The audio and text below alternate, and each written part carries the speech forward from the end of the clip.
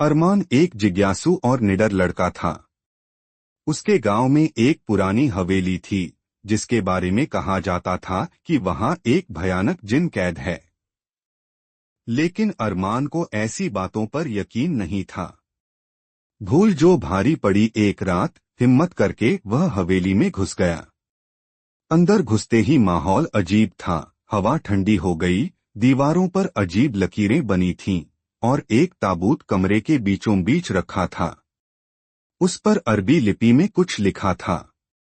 जिज्ञासावश अरमान ने जैसे ही ताबूत पर हाथ रखा, काले धुएं के साथ एक डरावना जिन बाहर आ गया। उसकी लाल जलती आंखें अरमान को घूर रही थीं।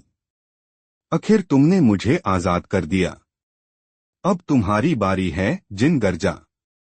अरमान की आत्मा जैसे खींची जाने लगी और अगले ही पल वह खुद ताबूत के अंदर कैद हो चुका था। जिन हंसते हुए हवेली से बाहर चला गया और अरमान की चीखें हवेली के अंदर गूंजने लगीं। कैद से आजादी की जंग अरमान को ऐसा लगा जैसे वह किसी अंधेरी और ठंडी जगह में बंद है। चारों ओर घना अंधेरा था और हवा में एक अजीब सी सरसराहट थी। अचानक उसे महसूस हुआ कि वहां और भी आत्माएं फंसी हुई हैं। कोई है? अरमान ने डरते हुए पूछा। एक हल्की आवाज आई, अगर तुमने अपने अंदर की ताकत को पहचाना तो तुम बाहर निकल सकते हो। अरमान को याद आया कि उसके दादा हमेशा कहते थे कि हर बुराई से निकलने का रास्ता खुद इंसान के अंदर होता है। उसने खुद को शांत किया और ताबूत की दीवारों पर हाथ फेरा। अजीब लकीरों में से एक चमकने लगी।